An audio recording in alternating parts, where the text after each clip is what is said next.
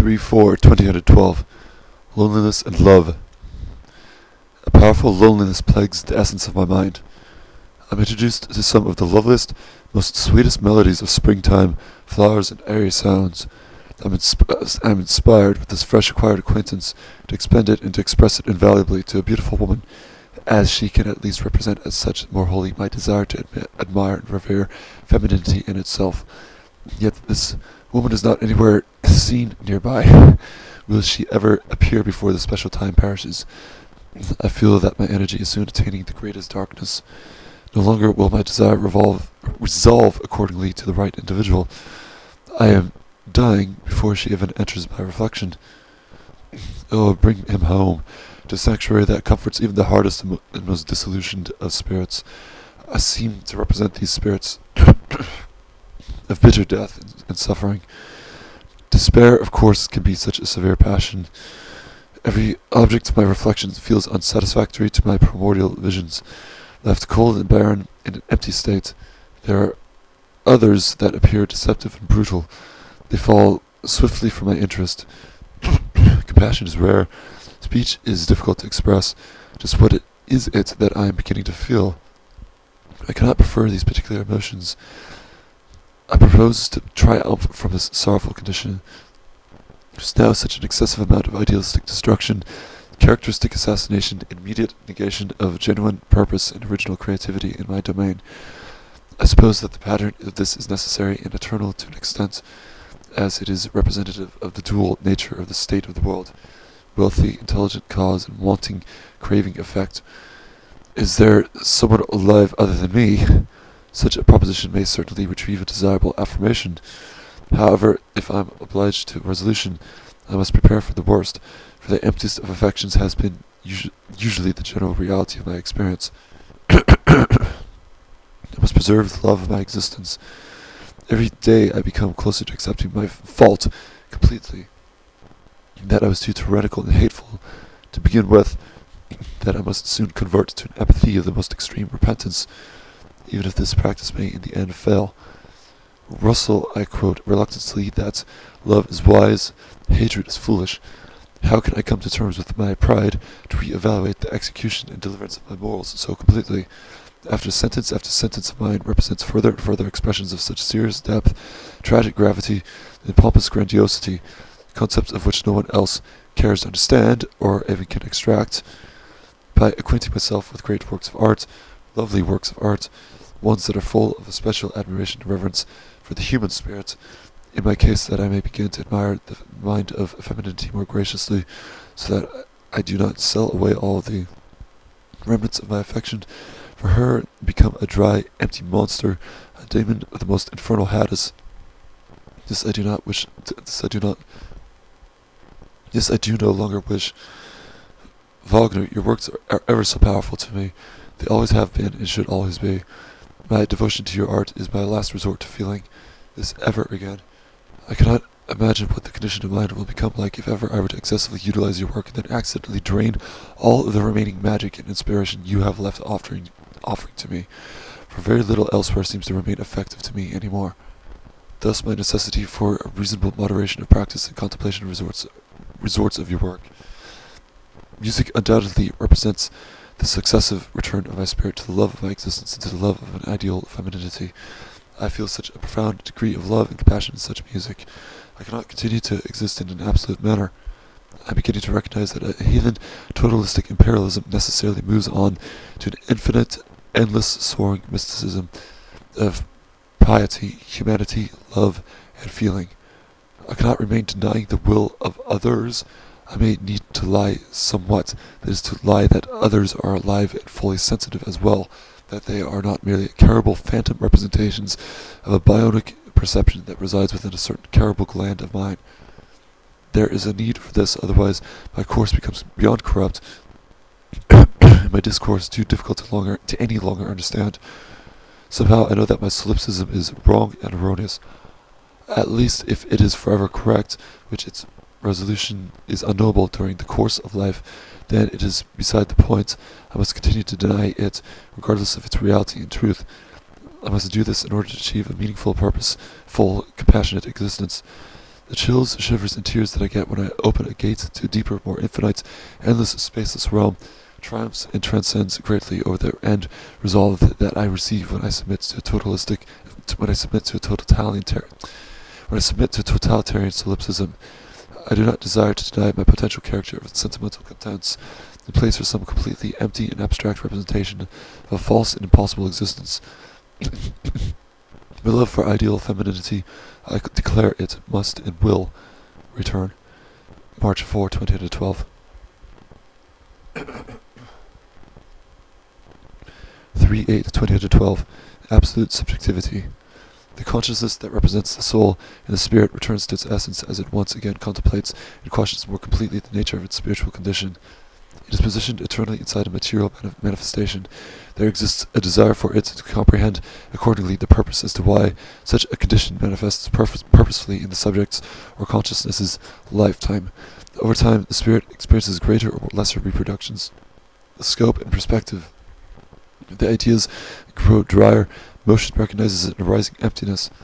However, this emptiness is not forever perishable or conceiving. Rather, it is stationed perpetually in the subject's notion of contents, yet remains initially for the subject to unravel it and begin to know. Regardless of the immense power that the maze of knowledge commands for the essence, there is still a glimmering hope that remains imbibed for the mind, wherein all existing matter becomes organized, re-evaluated, and understood, according to the level of perception and sensitivity that the subject evidences within its will. Objectivity and reflection are immediately absolute in relation to the knower. Nothing found in the sensations of matter are infinite or endless. There exists a static end and limit for everything, only insofar as can the senses of the body magnify spatial content. In the subject's state of natural existence, consciousness itself is evidently dissimilar to the consciousness that is known to a spirit awakened by light, or at least one that is shattered and fallen into a more sorry condition that reflects the weakening and doubtful qualities of the organism, hurt and wounded by ruthlessness or virile injustice. This dilemma is eternal, however, it remains desirable to suppress its expression, or at least to heal the wounds of the victim immediately, if absolute health and will are to remain dominant and victorious in the realm or state of natural existence. With this perspective in mind, it would seem logical that no progression of selfish interests would incline, that the state of the family, the folk, would desire to preserve their unity and healthful spirit. In historical antiquity, an example and resource can be seen of this healthful and community-oriented spirit. Policies of the state were by far simpler than the greater part of the new era, wherein division of power and sickness were almost unheard of. This, of course, is not totally true, however. Generally speaking, the idealism described dominates. In the remnants of primitive existence carried over to the better part of antiquity, as related above, a greater sense of health and victory were maintained. It seems significant to notice that the individual of antiquated Grecia or Roma had arisen and settled into a civil state only rather recently from a prior history of greater primitivism and disordered warfare.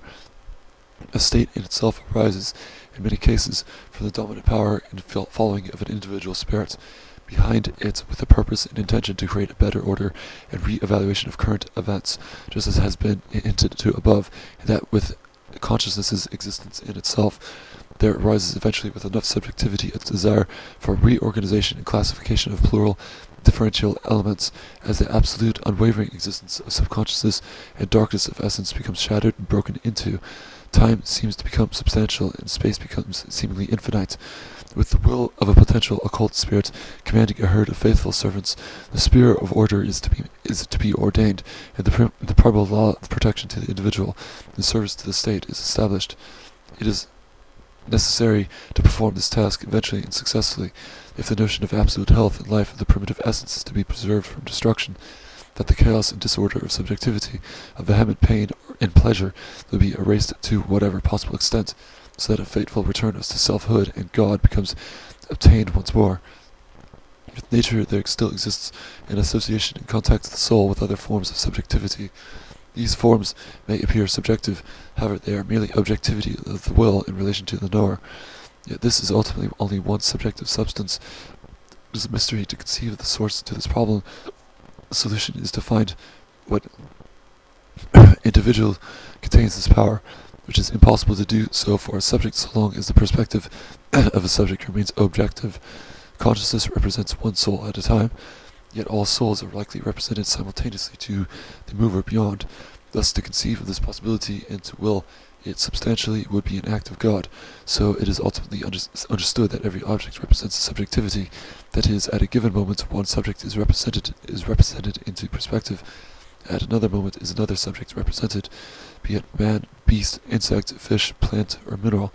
However, these spirits are represented simultaneously, as stated above, so there appears again the very delusion it would be to uphold the notion of time, to proclaim that one time is sequentially following, when seemingly infinite dimensions of subjectivity, of time and space, are willing and desiring in manifestation.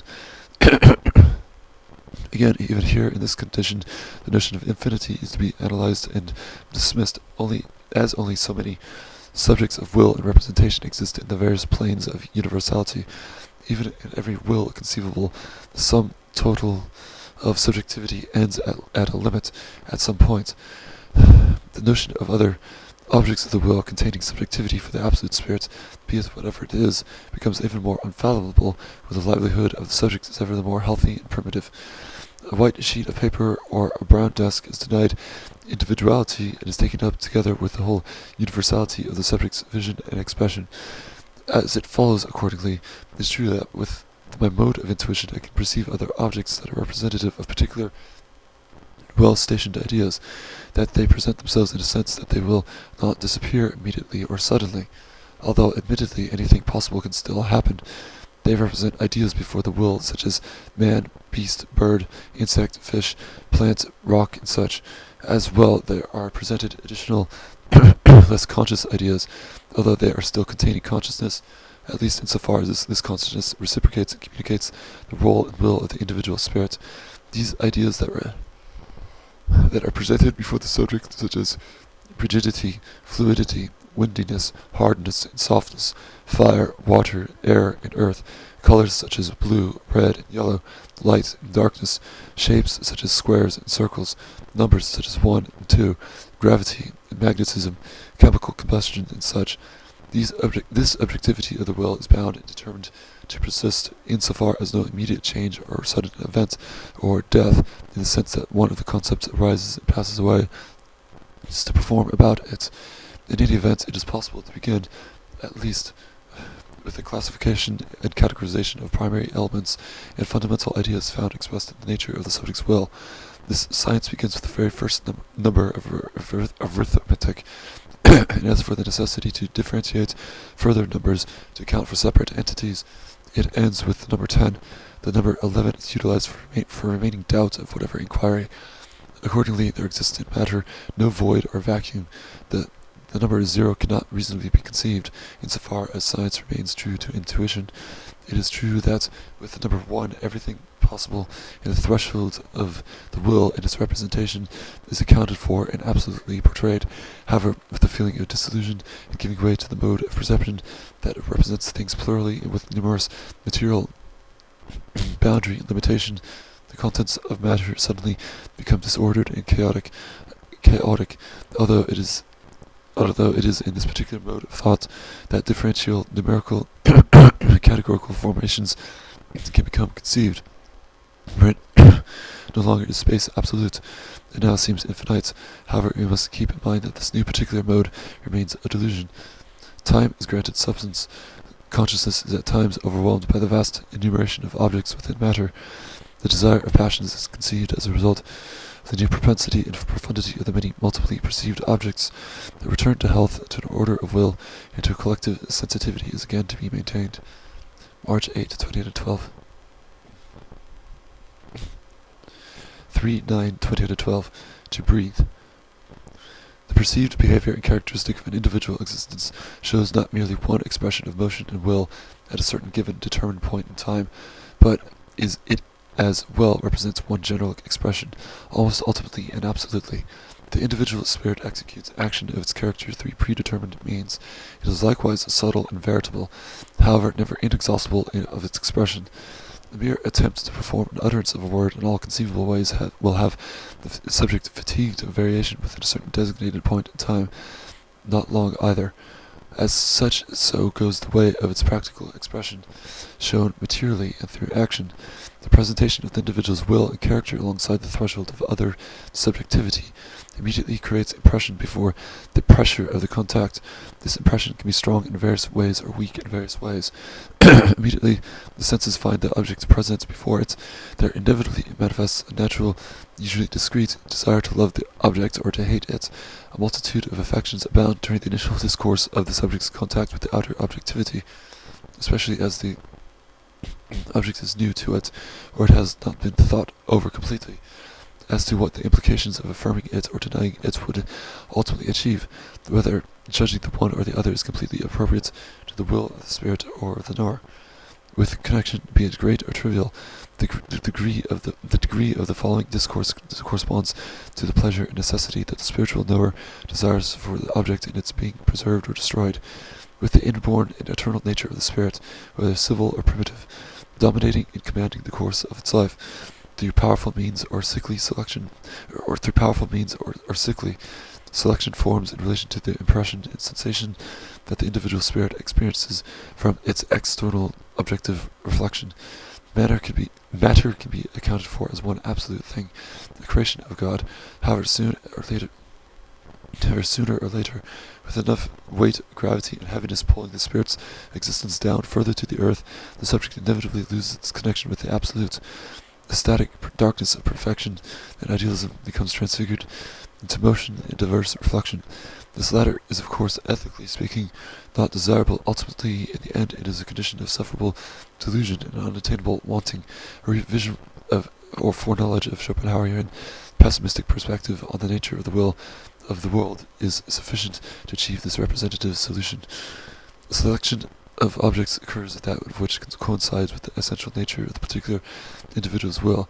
Through reason and logic, no object that represents hostility and vehemence to this particular spirit should during this position have it judged affirmatively. Otherwise the subject is merely questioning its own secure preservation of existence, and if this were so, then I fancy the spirit would be either affectionate to its own pain, or rather welcoming its own death, out of hatefulness or dislike for its own existence. The reasoning behind this maleficent condition is never rational, and is desirable to be dismissed. If not to love the self, then not to love the world, God, nearly everything imaginable in existence, rest and intellect too. The subject might as well commit suicide in order to feed its hostility to others, but involuntarily lengthen the burden of its pain over time. As bad deeds thus expand bad resolves, its punishment becomes brutal and nearly eternal. It begins to doubt its means of action. Eventually, repentance in this kind of case almost constantly results. It is true that there exist two sides to every fixed standard, and at times concessions and compromise ought to be made between the two in order to reflect justice, balance, and harmony. If ever one side were consistently affirmed, in spite of the glaring error that it would be to reserve its affirmation. With the character, it is true that there is only so many, as it follows the limited nature of the reality of the will. No one object succeeds everlastingly. All subjectivity, or rather the absolute knowing subject, within this world and universe are bound to perish eventually and inevitably, even if multiple universes are accredited and validated that multiple times in history are simultaneously occurring in relation to an unmoving God. That Kaiser is during the course of his life just as I am right now some 2,000 years later. That simultaneously the universe adapts accordingly to every manifestation of nature and matter. Parallel spaces are both multiple and present. This field of grass is at one point uncultivated, at another vice versa, yet again both are occurring by the same ordinance and sovereign governance that is represented and sourced back to the mighty will and transcendental creator of the threshold of matter, of time and space. The spirit contacts various objects of its reflection over the course of time in a state of consciousness. It recognizes sooner or later the necessity for companionship and camaraderie. As loneliness affects the will eventually, there is similarly boredom too, as the desire for achievement, goal, triumph, liberation, and sooner or later becomes manifest in the nature of the subject, for there is pain and confusion that plagues the essence of the character, due to the astronomical scheme of complexity that the spirit bestows before itself, such as when it becomes conceived. The scheme is heartless and very rational mind-oriented. Eventually the subject, if unmoved, becomes subordinated, as the effects of pain and punishment are necessary to the natural crime that is being committed. If the subject thinks too hard, or does not work out through its character the resolvable destiny and fate that the will beyond the curtains is the form for it. Alongside triumph in achievement, warfare, and struggle, there exists the necessity to express the spirit's condition before other subjectivity, as otherwise nature becomes either too brutal or too dull, and neither is desirable. Consciousness simply needs to breathe. If not to express the nature of the subject's condition, then communication in sanguine dialectic with other subjectivity remains possible, insofar as the subject's position to others is in any way close at hand. If it is not, then the path of sorrow is to again be walked, as there continues to exist an undying need for the subject to not feel alone, as he really is. It is likely that he desires to lie to himself as he acquires friendship and companionship, forgetting the terrible truth that, ultimately speaking, he is ultimately alone in his vehicle. It ought to be perceived in such a way that his loneliness is represented by the brain in a vat example, instead of some example or illustration more commonly utilized by laymen, such as one enters into this world, one leaves out from this world, or another conception that in the end fails to describe what more wholly just what the root cause of true loneliness really is. If consciousness acquires contact with other various subjective ideas, such as other men or animals, individually speaking, an immediate impression of the senses arises, especially if the subject is determined to make social communication with the other subject, to be referred to as a singular from here on. Speech there develops as the desire for understanding the intentions of another man grows. With men's genuine gift and potential to intellect, the form of his palate and his structure, he soon begins to stand apart from the general proximity of other biological species, thus forges a testament to magic thought, one that relates ideas acquires from intuition to other subjective men. The mere course of the subject's intellect grows exceedingly advanced and complex over time, yet with this given advantage, it is a peculiar case of evidence that in the particular lifetime of the subject, a breach in nature occurs, and for one very unusual occasion does the observation of mental speech occur. However, during the vast successions of sequence that precede and follow after the strange origination and preservation of man, and especially of his utilization of logical speech, does nature and threshold of matter not experience such an aberration? It must be mentioned that, as Hobbes stated to an extent, with speech comes reason. Likewise does with speech come the ability to reflect, to see clearly the objectivity of the will before the spirit, for logic grows tremendously with the help of proceeding to organize the various modes and attributes of matter in accordance to a system of science. Thus, with speech, the subject becomes conscious and awake from the perfect darkness that naturally proceeds from the present condition. It is true that nothing of God is left unjustified of its purpose, that every act and performance that he issues is done so through the use of reason. As it follows, then, humanity cannot be deemed a mistake, as nothing is a mistake, so long as everything is perceived in a matter of parts. The whole universal picture is rather either an entire mistake on the part of the knowing spirit, or it is more or less a desirable, purposeful substance message, one to be worked out and understood gradually by a subject, growing time-wise and maturing successively of his knowledge. Also, as it goes for parts, these are likely very mistaken as well, that they involve a sense of stupidity and lack of knowledge from comprehending them in the absolute. I say that they are not generally mistaken insofar as substance is confirmed within the various objects perceived individually, so long as substance remains deposited. Even the plurality of reflection can seem true enough.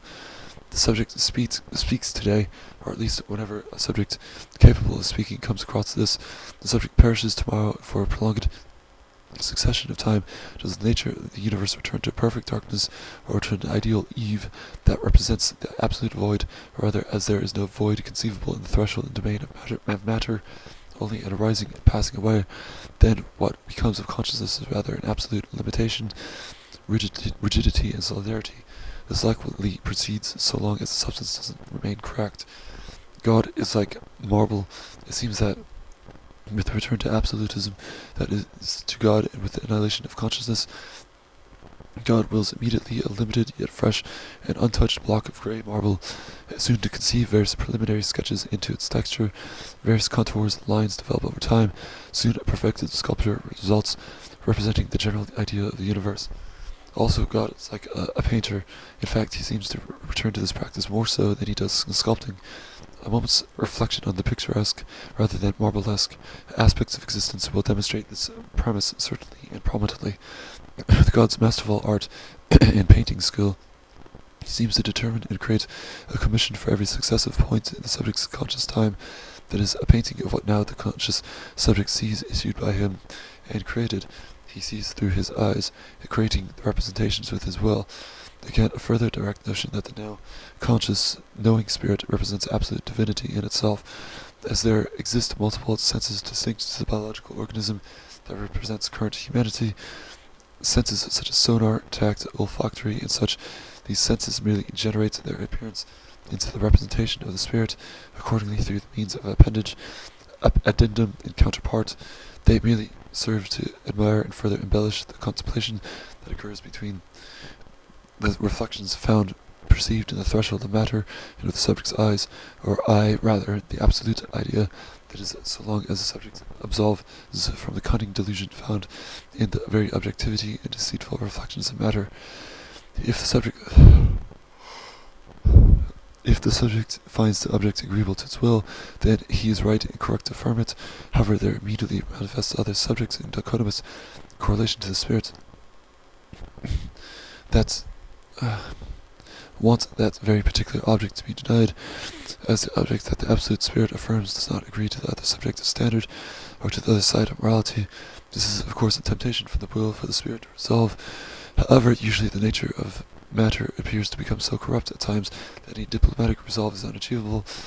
The question arises of what to do in order to safely and securely affirm the one objective idea and at the same time absolve the conflict and confrontation that appears with this other very phantom subject. As it ought to be known, the spirit that I represent is of course gifted with a masculine nature, a choleric disposition, a masterful code of morality. Given this depiction, it is understood that if this spirit affirms an idea agreeable to its senses, this idea that we clarify is vital and fundamental to the preservation of the master's existence. An idea such as Lebensraum, or breathing room from inferior intellect. It is observable now that the spirit is magnanimous in a sense wicked. However, this is never supposed to substance of the individual's essential character, only to others positioned beneath the level of its disposition. In accordance with virtue, nobility, skill in art and creation, swiftness and singularity of intellect, capacity to reflect to the point of absolvable causes, rationality and equanimity over malfeasance, temperate and balanced of the passions, and so on and such. The description of the spirit is understood and drawn out more clearly as to what the concise traits is naturally or civilly manifests and evidences, returning above as to what the concise traits it naturally or civilly manifests and evidences. Returning above, if the spirit affirms an idea agreeable to its senses, such as that of Lebensraum, coupled with the noble nature of its disposition, in direct confrontation with the perceived inferior, that is, a nature that affirms an ideology based on fundamentally off of feminine infinity, ambiguous plurality, uncontrollable emotion and suffering, irrational sentiment and meaningless practicality. All these particular traits, sourced from the wound of men, the house of suffering, are from fetid incapacitation. That to be taken into account the real nature and a divisive strategy to overcome the great spirit for the benefit of this inferior and essential cosmic play of the passions results at this point, wherein the absolute spirit shreds apart the remainder of the other subject, as it is understood the dominating power rightly succeeds its regime over pusillanimity. Again, the fluctuation from one side to the other is always conceivable, however, as always to be understood. If one particular side does not balance in harmony with the other, then a battle takes place in order to attain the eventual yet mutual agreement with the other, even as it is in this case a feeling of satisfaction attained by the victor, yet the agreement is submitted to by the defeated.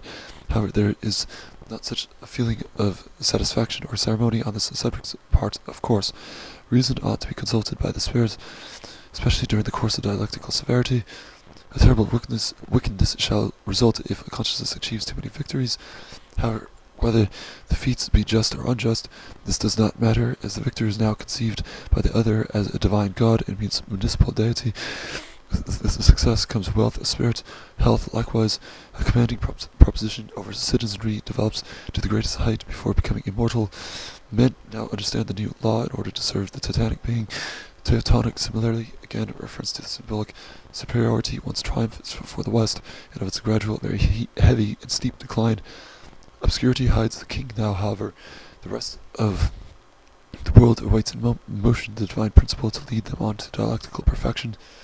However, if the solution remains unseen, then what remains of the order and path to salvation? That is, of course, the return to perfect darkness and to the end, to limitation of consciousness, world without end. March 9, 2012. 3/17/2012, letters 8. Presented here are some various letters written between my two good friends and I during the past few weeks. Letter 7, February 16, 2012. Presented here is a completely random music piece, a sound or noise piece rather, where at last I decide and choose to create another rather successful and silly additional outer space style recording, where a period of nearly 3 years has eclipsed since the last time that I have returned to this genre, the return to Outer Space 1. Enjoy this, though be aware it is almost nonsensical in its aesthetic and design. February 16, 2012. 2 additional Outer Space music recordings are completed and presented here today. The Return to Outer Space 2 and 3. Both are much longer than the first one done yesterday. I utilized some different sources of audio for the third piece selected here. It's my longest and most interesting one, I think. Enjoy them as it is wished. February 17, 2012. I began practicing this kind of music to outer space as a random sound experiment back during June of 2009. For some reason, I didn't return to it for a very long time. I considered the genre dead for a while, only until just yesterday I came back to the style and began producing additional works, which I will likely produce more to come as well. I find them very eccentric and comical, a unique confusion of space-like overtones and cosmic sonar qualities, hence the genre title that I can generally give of it, To Outer Space. February 17, 2012. I'm convinced as though that the negative consequences of my existence at times are determined to occur brutally and mercilessly, simply for the disposition of my own is formed to be in a painful manner, for an unknowable reason, at least insofar as I remain alive. At this point I could desire to discuss this at length, but rather spare the suffering and time to others, as I know that they are suffering in their own way as well. My noble friend and I have been fortunately recognized recently the natural and desirable condition there is to possess hatred for some thing or some idea, when the situation seems reasonable for it. I naturally feel hatred for myself at the moment, as I understand that my will is the only force that is guiding my direction toward these negative consequences that have been occurring to me during this day.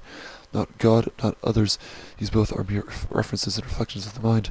She and I both sincerely and rightly possess hatred for the universal love and counterculture nonsense that is softening the primordial mind to submit to and tolerate the disease, poison, and ultimately very inferior degeneracy, to the point that these volatile reactive effects enslave us and torture us, either materialistically or intellectually, in total deprivation and loss of our purity and once aspiring youth.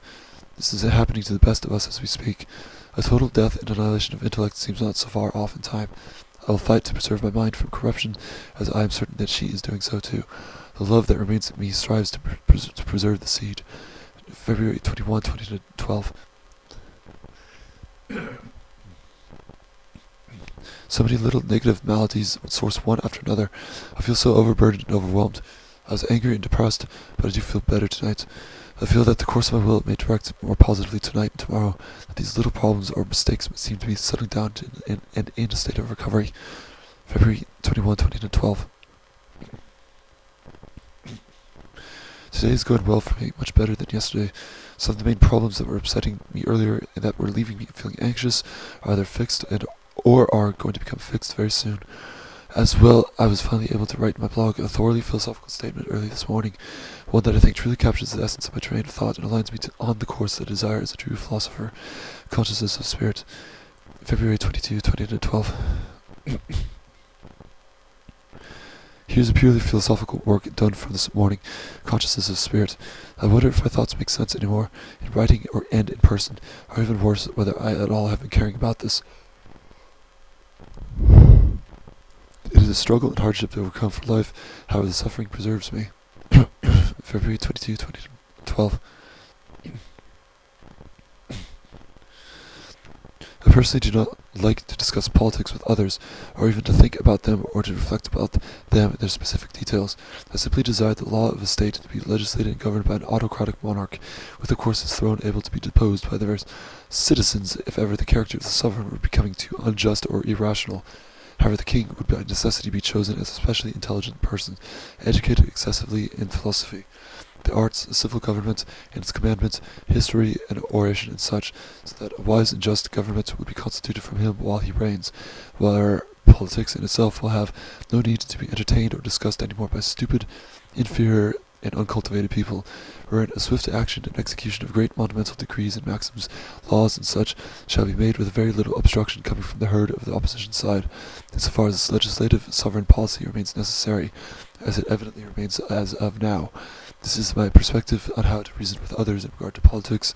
I simply do not reason with them, as I am fair and faithful to my value and ideal of a king or emperor handling and commanding the subject matter for me. I no longer have any necessity to care about homosexual marriage or abortion laws, as I am living in either a state that I agree with and affirm of its valuations, and thus desire to continue living in it, or not, and thus will desire to depart from it and incorporate it into a better one, or to fight to establish a better state upon my own will. I think that, in regard to public schooling, I tend to desire the truly brilliant and potentially aspiring youths to be either extracted from the public school, the curriculum of the bovine masses, or simply not to enter into one at all, and to study and educate them in either a private school for the gifted, or from the home of the youth, given a tutor or a personal mentor that assists in the youth's education. It is unfair to send a master-minded youth into a rabble of sociable counterculture parasites. The mind of the subject, of course, adapts to his environments. This particular environment is by no means desirable to adapt to. It is akin to intellectual darkness. Every intelligible subject possesses his unique abilities or skills. It is a responsibility on the part of the youth's relationships to capture the very essence and find a way to make the best use of it. If his skill is not going to become wasted, most subjects are without unique skills, therefore they are best left to ordinary manual labor and merchant maintenance and such. There are those that are strong and virulent. These subjects are the best while used in combat protection, the military, the national guard, and such.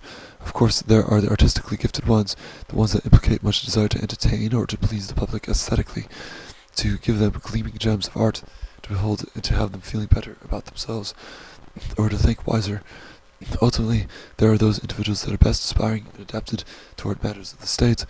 The best of these is one with a balanced temperament and cultivation of learning, and oratory skill and virtuous appearance. As stated above, this kind of individual is most desirous for coronation. His potential is best manifested when he has total power and command of the law. Greatness of character shines, at least insofar as the ruler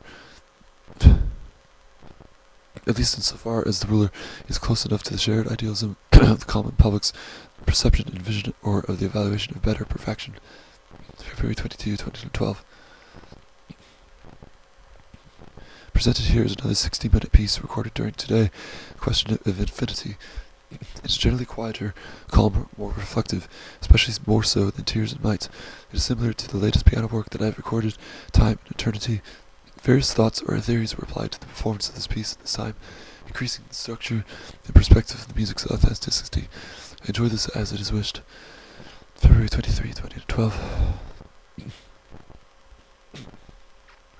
To be fair, I did write on a particular website, as I always do to introduce my writings to others on that website, that I felt wondrous whether my thoughts were making sense to others who were writing it in person anymore. That observe I haven't been caring about this curious occurrence so much either.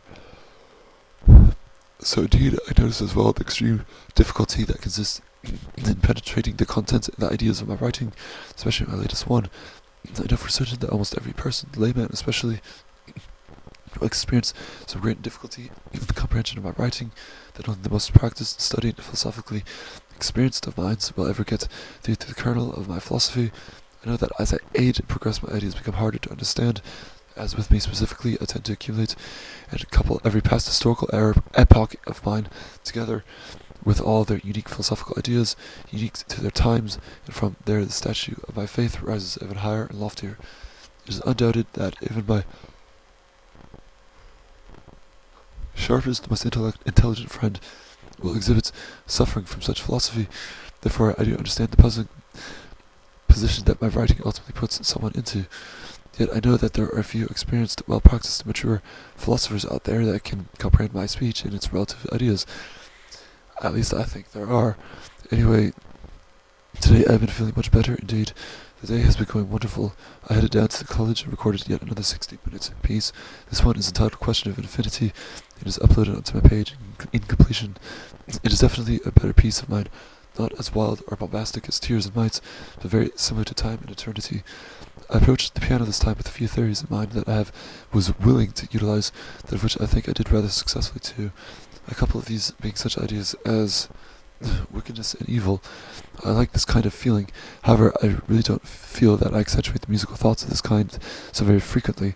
Therefore, the desire exists to apply various musical ideas within this vein. Also, I simply recognize that much my philosophy meditates on these concepts that I prefer to identity myself with something that represents much of my character, to identify myself with something that represents much of my character, albeit are these thoughts, evil, malevolence, and such, rarely represented by me. I think that I may be striving too hard to please others, which leaves a subconscious side about me feeling bitter and hateful, simply because I cannot unleash the fury within me that is building and developing from the consistent denial of these very wicked and evil intentions. Another idea that I approached this piece with was the idea of grasping chords, grappling the soul or the heart with dissonance and authentic suffering, rather than my usual chromaticism of notes that are without the true pain and torment, or serenely beautiful sublimity that I am commonly mistaken from, not utilizing to the best of my practice and performance. Wagner mastered this practice of grasping the soul in the chords. Again, I learned from his methods so many very valuable theories. As far as cinema goes, well, I'm sadly not too knowledgeable of many. With myself, I tend to select a very few identifiable films for me that stick with them and watch them over time. I know that there are so many good movies out there that personally I would like. Perhaps I tend to occupy myself with other activities that I don't devote as much time to finding and watching films. Simply that I'm still young, of course. That I've still yet to experience more completely the pantheon of artistic ideas in this world, that I still require time to build up my repertoire of things, in this case cinema. I do watch movies from time to time. I have a veritable list of my favorites too. However, they simply aren't many. I do not watch many modern films at all. By this I refer to most every American film that is produced after the year of 1995, that is, after that year in film history. I think that nearly all of the visionary energy had become lost, fallen, and distorted, that almost every film, at least in America, it is likely elsewhere too, began substituting substance or idealism for commercialism and realism. I find when I try to watch a movie of this nature that frequently I am found frowning in frustration and desire to be doing something else more intellectual, less crowd-pleasing or herd-pleasing, as it is that these movies I describe now almost perpetually elicit. Conan the Barbarian is one singular film that I find very excellent and likable for me, for various philosophical reasons and such. Excalibur is another one that I have watched just the other day, in fact. There's Alien, at least the first one. 2001: A Space Odyssey I find to be very commendable for its time. Luchino Visconti's Ludwig as well. I like exploring the realm of Klaus Kinski films, such as Aguirre, The Wrath of God, Paganini, Dracula, and such, and simply learning, Nosferatu and such, and simply learning more about the working, very dramatic relationship Klaus Kinski possessed with Werner Herzog. I, at a more youthful aeon of time, enjoyed many underground horror movies, such that I have directed away from by now. It had helped me get rid of the collection of horror films I had had over time while we were together. She thought them to be too detrimental to my happiness with her. Films such as The Texas Chainsaw Massacre, the original 1974 film, there's Evil Dead and such, Cannibal Holocaust, a film that is super underground yet highly honored by horror film fanatics. I watch hardly any horror films anymore. For some reason, the meaning of my spirit has directed me away from them, likely for positive, healthy reasons. February 23, 2012. Men are inherently wicked and malevolent. At least they essentially are. They conceal their intentions when socializing and such with others in order to derive a better success and achievement with their will. It is difficult to speak about this reality with anyone, really, as the two parties still possess their immediately concealed intentions while the very subject matter is being discussed. I acknowledge my wickedness. I think that to others appears wicked, yet to me the feeling is something otherwise noble and virtuous. Just to others who fear my triumph does this nobility appear wicked to them. The feeling advances over time. As the spirit of the Aeon grows out of harmony with my desires, it is desirable to preserve a reasonable harmony in communication with others, not to fall out of line and reveal my true intentions too directly, which over time begins to become more and more malevolent and black-hearted, as history is not progressing in the right direction. It is devolving and degenerating into a cesspool of third-world intellect and intelligence. How could I maintain a wholesome feeling of happiness when no one else in my world, relative to my own, remains? February 26, 2012. I know and have felt exactly that very fear and paranoia that exists, especially due to the National Socialist Weltanschauung that my friend nobly upholds, at least rather discreetly here. For me, this fear has transformed my character completely. I have reevaluated every aspect and concept of my life and organized my principles to reflect more clearly just what it is that my mind conceives and wills to represent. The end result was an ongoing perpetual dialectic and quasi-compromise between slave and master morality, where most of my understanding comprehension is credited to the master side, but the philosophy of it is reiterated and designed in such a way as to not draw condemnation, judgment, or negation from the left. Therefore, obscurity and ambiguity prevails for much of the time. If the message of the doctrine is there, it remains defended regardless of the explanation's appearance. This is done so as the historical aeon of my lifetime is a dark and lonely time for brilliance of intellect. Therefore, ethics and philosophy and such require an unfortunate adaptation to the dark and lonely intellect that is currently prevailing. Otherwise, like the Inquisition and such, happiness and achievement will only be found on the rack, due to the pogrom-like persecution that the automatons of the brave new world will execute on a philosopher that does not whatsoever align or uphold his convictions and beliefs along with their own. I recognize this necessary reality. Thus, I surrendered my ideology somewhat, obscured it to an extent. Now I can communicate rather friendly with some others, without usually departing from them afterward in bitterness, for my ideology that I put first priority upon might offend them and generate animosity. I see that this is the case for her, that she desires to compromise somewhat her political ideology, one that means profoundly to her, as it does more or less to me, in order to acquire some degree of positiveness or intellectual construction with others that otherwise would not manifest so abundantly if the true colors of her identity were shown, something that is evil and wicked to the fearful, yet noble and virtuous to the independent. Anyway, I have of course heard of the Fight Club movie and book many times. However, I did not know that there exists some National Socialist connection to it, as a more or less revolt against the modern world. This is interesting, in fact. I may look into this film sometime as she likes it, because of there being such a compatible similarity between her and I. There's likely a good reason for me to like this film as well. I've learned already about the very sexual concepts that are stated in regard to Alien. I love the first movie the most, very much. It is one of my favorites. I simply admire greatly the noise piece that introduces the film, where the word alien is slowly becoming formed amidst this vast expanse of black and bleak cosmic space. That music influenced, among other various similar sources, the outer space music that I record every now and then.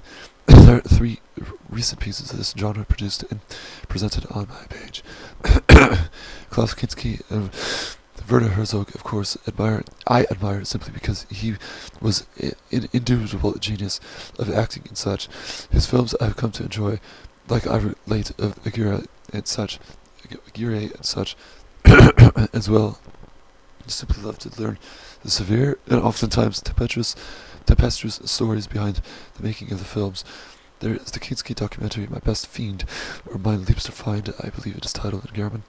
I loved learning about the fiasco that occurred during his Jesus Christ Redeemer monologues, during his Jesus Christus Illustrator monologues, that later, because of his actions, supposedly he arrives onto the set of Aguirre, proclaiming to possess supernatural traits and such. A very interesting man, however difficult to become acquainted with due to the usual fiery temperaments that his character often imposed. I have some knowledge of Olivier. I watched some Midsummer Night's Dream clips earlier a few weeks back, which I enjoyed very much, of course. I haven't heard of Harry Palmer, however. The setting of the trilogy of films sounds intriguing from what I hear of it. February 27, 2012. Here's a writing that reflects somewhat the formation of my character over time, as it hardens from the frequent hostility that is aimed at my evaluation of the world, where the desire for true love awakens my spirit, as when it recognizes some other conscience that proceeds to illuminate itself familiarly within my spiritual dimension. The Gate of Revelation, February 28, 2012. There exists a necessity of our kind to grow obscure in our thoughts in order to preserve our convictions, yet to simultaneously interact intelligibly with other subjects. That is, if we desire to obtain at least any satisfaction or comradeship with various aspects of the Western world in our time, as it is in its degenerating state now, at all. Anyway, versus Shakespeare plays its films, and Blade Runner and such should be interesting for me to watch sometime. Beauty and the Beast, the 1946 version, sounds very exciting for me to view. I will look into this film sometime, February 29, 2012. A writing from tonight that I believe to be rather well written. That certainly expresses a desired change for the better part of my condition. Loneliness and Love, March 4, 2012. I've been unfortunately feeling rather lonely lately, given the state of environment that I'm currently within as of now. I do not stay in contact with many people these days. I've been feeling reminiscent of earlier times from my past, during certain days when the sense of sociability and multiple friendships were easily taken for granted, since they seem so natural and inevitable, which ultimately they are not. They are merely only one aspect of an individual's existence. It can eventually change and shape over time to a more lonely disposition, which is what I'm currently experiencing these days. My best friend and I haven't been writing to each other as often as usual. This creates a certain state of withdrawal in me that is not very pleasant to feel. She is one of my very few contacts that I remain in touch with during the daily routine of my existence, one of the very few that I can feel some remote relationship toward. This writing for my vlog, Loneliness and Love, generally reviews whatever sad and lost sentiments that I have been feeling lately. In truth, as I have said, these sentiments are not very pleasant to experience. Various aspects of Wagner's music are adding depth to the state of pseudo-depression, and I wish to thank him all the more for bestowing onto me an ever-new and evolving perception of musical inspiration. I think that I'm doing alright currently. My correspondence with my friend is by no means dead. We may really seem to have been relaxing a bit in our efforts to write to each other. Anything more sociable can happen between the two of us. I was ever so grateful for this, as her intellect, character, and such are without a doubt the greatest nobles that I've come across as of yet. I feel likely that I won't experience another woman ever again like I have of her. This understanding is based solely upon what I think of her and value of her personally. Other subjects will find their own objects of affection that meet up to standards in their own ideal sense. March 6, 2012. I do feel rather lonely. At least the feeling has progressed somewhat lately. My living condition at the moment is rather cut off from others. This naturally creates for me a difficulty in turning toward anyone for warmth or for help. Over time, my remaining contacts seem to have been drifting off and away from me as well, further contributing to my solitude. I have many dreams at night while I'm sleeping. Almost all the time, the subject matter includes my experiences with other people that I've known from my past. Most frequently, I dream of revisiting my middle school days, where I had the most friends, while my life was rather uncommonly good. I rarely dream about my condition as it is now. I think that somehow I'm not truly living here, alone and in the mountains, but life is rather alive somewhere else, back during those friendly and warm times when I was surrounded by family, when I had good friends to go to invite them over and play games and laugh. I don't see how I could ever possibly return to this kind of positive situation if I continue living like I do currently. But it seems that there is very little opportunity for me to change the situation. Every friend of mine has either been moving on, is empty of contents, is engaged with a group of their own, or simply does not relate to me. This latter issue is the most frequent and graving problem of mine with others, and is the greatest difficulty of mine to triumph from. On the other hand, my Kopecky family members, particularly my Kopecky father, my Kopecky Walker mother, and Kopecky brother Neil, are not so distant and difficult to reach out to. To be fair, I will not deny their friendly presence in my life. However, they remain distant. I think that very potently in this case that the problem rests with me, and that I literally experience a great difficulty in relating to anyone, especially if their interests, values, and aims, and loves and such do not generally coincide with mine. This reason, I think, is generally why I consistently experience difficulty in creating friendships, as noted above. I tend to relax my efforts to develop a closer intimacy almost immediately if I find that I ideally cannot relate to the person, which is very commonly the case, and which very naturally is the case, insofar as I recognize the truth beyond the degree of my knowledge and intellect. Then rather the question is on humanity, and I'm lonely and solitary for a genuine and noble purpose. But this purpose is painful and hardly desirable, therefore concessions and compromises must be made, even if I don't truly feel it, with others.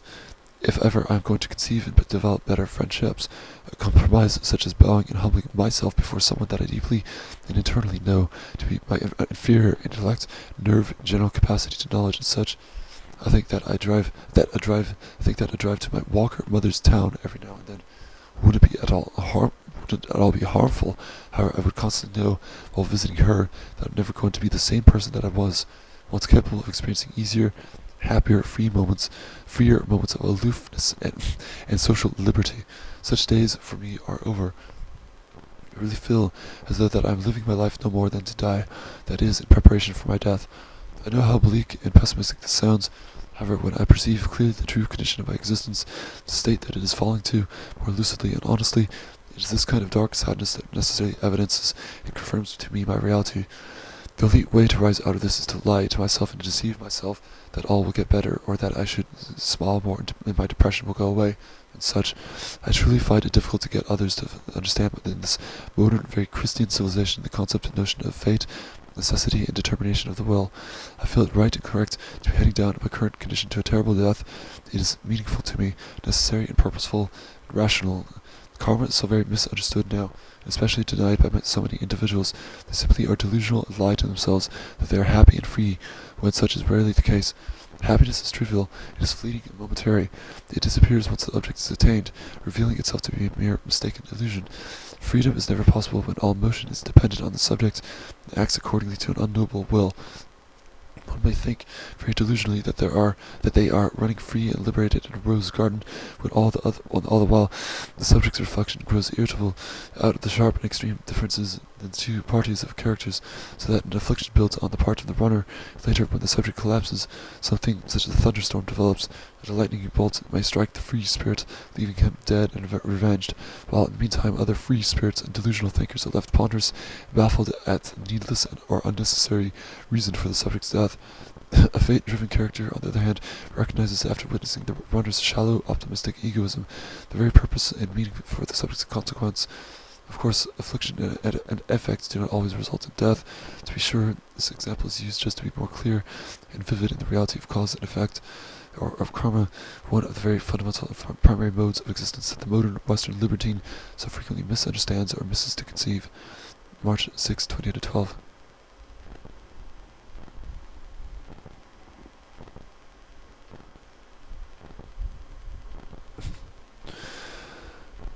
Here's a good piece recorded today while at the college, Twilight Nocturne. It is rather calm and peaceful, although it does have its moments of grandeur and power. I frequently tend to meditate on various musical theories that I could potentially execute during the playing of a piece, during and prior to a performance. I continue to do this more commonly as I gain improvisation experience.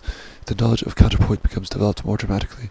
I look into various techniques and musical thoughts to create a better, more listenable atmosphere throughout the demonstration of these very long works, that the question of patience and time is more diminished.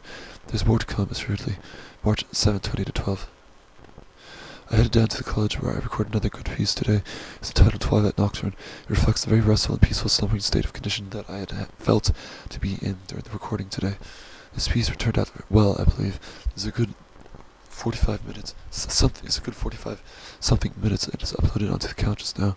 I returned after my trip and fell asleep almost immediately, casting off my responsibility to finish the production of this piece until only a few hours ago. I was simply so tired as I had stayed up throughout the night last night. My biological schedule can be so flamboyant at times. This seems usually to be an effect of my free sense of obligation to my world at the moment. However, I never take advantage of this. Thus, I continue to work intellectually. One should have listened to this piece when it is wished. It was very cold out today, and incredibly windy too. In fact, it was almost disturbing at how strong some of the breezes had been. While I was sitting around at the college courtyard waiting for the music department to open, there are these very lovely expansive views that reach out, fields and walkways that abound in the distance. I like this particular college environment very much. In fact, minus the very shallow people that attend to it and show up every now and then. particularly the ones that are usually found out in front of the practice rooms. God, what an annihilation, loss of energy, potency, depth, concentration, focus involuntarily becomes someone after having experienced that master mocking noise. March 7, 2012. Here's a philosophical writing done tonight. Absolute subjectivity. It is difficult for me to summarize it, although it is a general discussion of absolute concepts, as is usually the case with this kind of writing of mine. March 8, 2012. One more purely philosophical writing done from tonight, or morning rather, to breathe. I haven't a clue if it is understandable, but in a sense I do prefer not to care, as my thoughts become harder and more almost impossible to understand. So does that the potential to become negated, to becoming negated. As negation, dismissal, my world evaluation has always been such a long-standing struggle for me. I feel more at peace with this. Equanimity arises even in statements of incoherence. I know that there is more now a shift for others to universally negate, to dismiss my character wholly. However, this does not require much intellect or effort, thus fails to interest me. March 9, 2012. I've written 2 writings from last night in a kind of flurry state that are pretty difficult to understand, but I think that I form my statements in such a way so that I create a distinct sense of identity for myself, one that stands apart from the common pusillanimous sentiment and irrational, uncontrollable passions that guide stupidly the vast collective occasion of Western humanity, this fitted postmodern era. I show to myself these absolute, very dry and unbreakable concepts, doing so with marvelous sufficient strength in order to not become picked at, to not become negated and dismissed, as this is commonly the experience that I receive if I couple together these grand visionary ideas of mine with an expression that reeks of future to heartfelt sentiment. This foul practice does not work certainly, thus the grand visionary ideas are preserved, yet the emotions and feminine passions are dropped in order to complement my will accordingly with the truthful and rationally successful expression of philosophical ideas that are by no means feminine or wanting. Listen to the second slow movement of Bruckner's 7th Symphony, as I learned that it was this particular movement that Bruckner composed for Wagner. While he was aware of Wagner's death becoming imminent, he wished to express gravity, solemnity, such for his becoming passage. I love the Renaissance artworks, Michelangelo in particular. His art was so ineffable, I think. I simply love gazing at the paintings of the Sistine Chapel, as well as that great sculpture of David. I think that he did the Pieta as well, another one of my favorites. Sculpture means a lot to me. I adore apprehending the various bosses of antiquated men. Schopenhauer refers to sculpture as an affirmation of the will to live. There are some reasons for this, and at this time of my life I desire to affirm this doctrine. March 10, 2012. I've come back from the college today with a recorded piece, one that I think represents some of the most truly beautiful music that I have created so far in my journey. Sweet love and rejoicing. I think about various musical theories before and during the playing, and apply them to the performance in order to construct more legitimately a beautiful atmosphere. For in this particular performance I think it was a great success. There are many thoughts involved. The music is generally reflective, passionate, nostalgic. Enjoy this as it is wished. March 12, 2012. Lovecraft has always been an excellent subject for me to study. I have personally revered him for a long time, read some of his shorter stories with much pleasure. I think that one of them was called the Dagon, another had to do with the reanimation of corpses. Very morbid matter, but of course this adds great interest to it for me. He was so very intelligent and was shaped more or less by his unfortunate circumstances, political, familial, and such. I find his rather complex and outstanding perspective in good harmony with mine. Bernini is a great man that I haven't looked into so much. However, when I viewed some of his sculpture just before writing this, I instantly fell in love with his work, recognizing just how superior his skill was in forming such marble masterpieces, so very vibrant and, of course, lifelike, but agile, delicate, and refined to a very exceptional degree. The Pieta is indeed a favorite of mine. I would love to see it in person someday. I'm sure that I would receive chills or even come to weep like some various others do. This form of art is, as I mentioned earlier, an almost ideal favorite of mine. March 12, 2012. It feels so similarly in regard to the bleak and terrible condition that I was experiencing prior to the first time that I had met my genuine friend on here. Honestly, I was making a compromise with others, left and right, simply to acquire friendly company. As company is what I sometimes wish, however, given my stand-alone intellect, so often it was the case that either the persons would look me over completely, or friendship was made with someone merely to nourish my desire for recognition and company. However, hardly was the friendship ever enlightening or inspiring. It was so artificial with most of them. There was only Tor during this time, and he was becoming far away in distance from me. But my noble friend's appearance, on the other hand, fatefully speaking, of course, has turned my life right side up and matured my intellect 1,000-fold. I can breathe freely, think appropriately with a like-minded character and similar interests that represents her person. She is a sweetheart, too, her admiring my recent photograph and sharing her sweet thoughts with me on it and such. Earlier today, I had headed down the mountain to the college where I recorded another piece. I felt so compassionate and loving this time, very much so. I brought with me to the recording of this piece all of these various musical ideas and theories that I could come up with in order to make possible the most beautiful music that I could create. I think it is here in this piece that I have performed and recorded today that my success in these ambitions truly excelled, that my music is showing a peak in its capacity right now.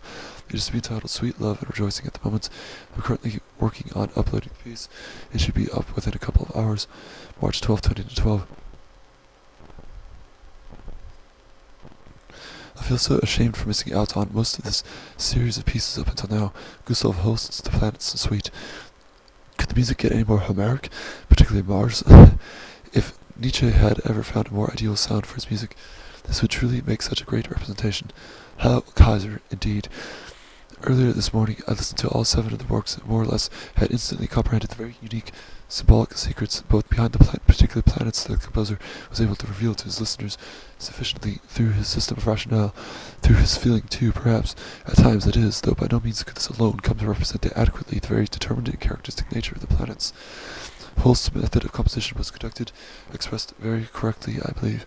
Neptuna, ever so faded, mysterious, distant, and Uranus, Plotinus's intellectual principle, have inevitably come to be 2 of my favorites. Every one of these pieces and the planets apprehended through the music corresponds so correctly to the Kabbalah. It is frightening. Jupiter is the summarizing anthem to me. Venus is beautiful and lovely. Mercury is happy and bountiful due to the very dichotomous nature between it and the sun, and that it clings delightfully and spontaneously to the star.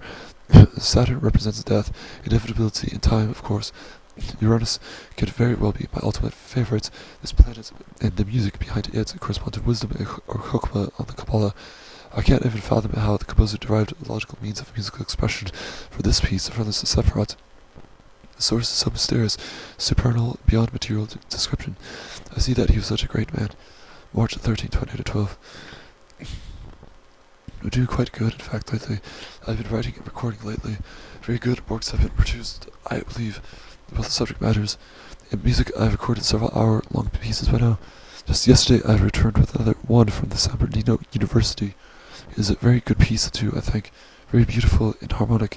I've kept company with a wonderful friend online since pretty much the beginning of my stay here at the mountains. She and I write to each other over on YouTube every day, and I really do feel that I love her. There's an exchange of like-minded sentiments between the both of us. I really do feel that there is mutual recognition of this feeling that I have for her. It will never come to fruition, however, as she is located in Bretagne. She's in her 40s. She's 50s, rather. She is married to another man, some 20 years above her age. I don't think either one of them perceive any lack of faith or shame in our loving each other the way we show it. She is very understanding, extremely heartfelt, and pretty lenient with this kind of concept. Thus, no adultery, I'm convinced, is ever committed on her part, on our part. She and I are so very like-minded that it is rather scary. I never thought that on this earth I would find someone, especially a beautiful, intelligent, virtuous woman, that I could relate to so completely, find so many similarities, interests to share toward each other. She has laid my foundation to mature me 1,000-fold, as she has done and been doing so, as I can finally express repeatedly and frequently every one of these prior, hidden, obscure thoughts that were beforehand never come to the light of day, simply for concessions and compromise were necessarily made to others that are not like-minded to me. 95% of my found associations. My intellect during those days of intellectual darkness remained uncultivated and undiscovered. There wasn't any inspiration or motivation to ascend to greatness, at least through a serious and legitimate means. But now that I've found her, the perfect ideal subject of my desires, it is now confirmed to me that such a concept exists. I can liberate myself, absolutely leave the others behind, without fearing a condition of utmost total solitude, loneliness, and sociable failure. She and I preserve our friendship indefinitely. I can't even imagine the possibility of the two of us ever dividing, conflicting with each other, or voluntarily going our separate ways. The way things are established, we seem to truly be here to stay together eternally. She is not prone to irrationality or selfish partisanship. Neither am I, of course. The chemistry and compatibility between the two of us is resolute. March 13, 2012. I felt just as relatively similar in contrast with what my own condition was like for many years prior to my friend's arrival to me.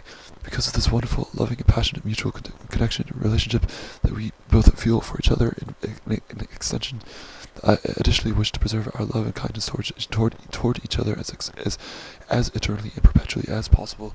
I just cannot see either of us departing in transformation of interest from one another, or from some mistaken conflict. She is such an undoubtedly good friend. I can perceive such a relative compatibility between the two of us. I can hardly imagine the both of us ever coming into some needless conflict or such. I do not make friends easily in person, as neither does she. Humanity tends to hate me in person, as I am still enduring a very unique philosophical condition that only very few people are willing to understand or tolerate. The rest of humanity merely dismisses me instantly with resentment, or fails to comprehend me. Most Western men have become so characteristically shallow and optimistic, it is despicable. The age that I live in is one of the intellectual darkness right now. When returning from a deep and powerful study of past writers, intellects, and such, that is, when returning to the real folk and standard mode of communication with others, within moments will the elevated intellect sink and collapse noticeably to fit into the collective mold of a very stupid, indifferent, and happy humanity, one that praises the heart over the mind. Inevitably, this evaluation leads to a horizontal biological transformation in time of the body. Evolution simply sees little importance in the intellect if the moral evolution of heart over mind principality is affirmed. God, what a stupid, twisted wretch the liberal truly represents. Laughter is perceived now as the best medicine when any degree of intellectual insight into the vehemence and disturbing chaos of the atmosphere that this action generates for the subject's reflection. It is wise immediately to deny this as something fantastic and ideal. It is ludicrous to think it as such as something remedial, or temporarily healthy. Pythagoras and various great philosophers abstained wholly from laughter. Am I going to value some teenage irrational hormonal girl's perspective, which is ultimately where this laughter is the best medicine doctrine sources from, or value these great individuals that are unmistakably world representatives of genius that possess a tremendous frightening storage of intellect and creative thoughts, as well as negative experience and initiation into the secrets of tragedy and the esoteric. These individuals are serious, characteristically ascetic, and disturbed by psychological imbalances, in this case of an immoderate utilization of laughter. Tor will likely never move away from elitism, regardless if he is rather empty and careless toward positive ideals and values, at least as it seems to me. I do not remain in much contact with him anymore. I think he and I are radically different characters these days. I believe that he is no longer in the military, but rather has served for some 4 or so years as a term. Now he's going to college in preparation to becoming a doctor, I believe. He has always been very good about his occupations and activities. He's very energetic and ambitious. Hardly anything harms him or gets him down from his esteem and self-confidence. I will always have much respect for Tor. Even his method of speaking has influenced me greatly to improve my own. March 14, 2012. Chivalry stands beyond and supremely to such a trifling matter as a questionable concern for age and such. It is indeed correct in feeling a certain denigrating shift in the spiritual atmosphere of the place and time due to such an offending action or speech reference becoming experienced. This day seems assuredly difficult for my friend from what I see. I share my understanding with her in remembrance of some of my more unfortunate days wherein every one of her examples mentioned manifested and objectified ad nauseam, suffocating my breathing room, deeply frustrating my will to live, is clearly an utter nightmare in many parts of the West, as we of course both see. During many instances in time, it is definitely both our responsibility to recover and heal the wounds that have held on to the past, and thus scoured them into an abstruse malignancy. I was thinking of recording another work today. I became sidetracked by listening in completion to Tristan und Isolde while studying various articles online of romantic era writers and philosophers simultaneously. Some of them I gave an open ear to, although they practiced some methods of ethics that I surely cast down upon, particularly Hugo and Heine. But much of the others, Lord Byron, Goethe, of course, and such, were more or less pleasant to read. March 15, 2012. I remember the composer Gustav Mahler saying that there was only Beethoven and Wagner. I think that it would be best to keep Beethoven on a flight as long as possible before he stands alone with Wagner, before it becomes necessary to drop him. Personally, I believe Puccini should be one of the first to go out of the composers that I mentioned, for characteristic reasons that I'm sure one will comprehend. I have yet to read much on Goethe. In fact, there was a stretch of a few weeks where I would situate myself in the local library prior to my move to the mountains, and I would select Faust from the shelves and attempt a reading of it. I know somewhat about the summary and description of the two poems. However, I have still a desire to read it and finish the work. I may purchase it someday, actually, if I have enough money. I can see such an incredible intellectual atmosphere that permeated the consciousness of the 17th century. Thinkers like Descartes, Hobbes, Spinoza, Leibniz, and such, some of these supreme intellects of all time, as well as the majesty of divine absolutism. It seems that the Enlightenment era conceived of all these original pusillanimous ideas that would foster the seeds of the American and French revolutions. The idealism of the proletariat, Marxism and socialist mediocrity, and such as it would later become. The progression is inevitable, of course. Nothing can appear as such any other way, but as it truly manifests. Rousseau, Voltaire, Schiller, Locke, Montesquieu, Napoleon, and such, even without Descartes, Leibniz, Pascal, etc., the determined course of time would eventually produce the same intelligence that the Enlightenment would come to see, whether during the 18th century or some other sequence of time.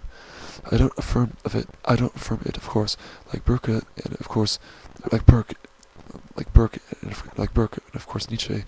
I performed the part of dissonance and struggle to free the Western spirit from such intellectual shackles as universal brotherhood and world equality, concepts that shudder my constitution and irritate me due to their difficult and dubious irrationality. In essence, I tend to think it wise to affirm as examples of the future much earlier ages than just prior to 1945, or during the Enlightenment, or even during the 17th century and the Baroque. Certain various peculiar moments in antiquity, particularly during the reign of Augustus, or even during the Roman Republic, as well as a bit further back with Pericles. These are ideal examples for me as a fond age in which I would love to have lived, also to have learned from, studied and observed, in order to take the time's influence back with me to the present, in order to prepare for an efficient restoration founded on the wisdom and knowledge of the various respectable ages of antiquity. March 17, 2012.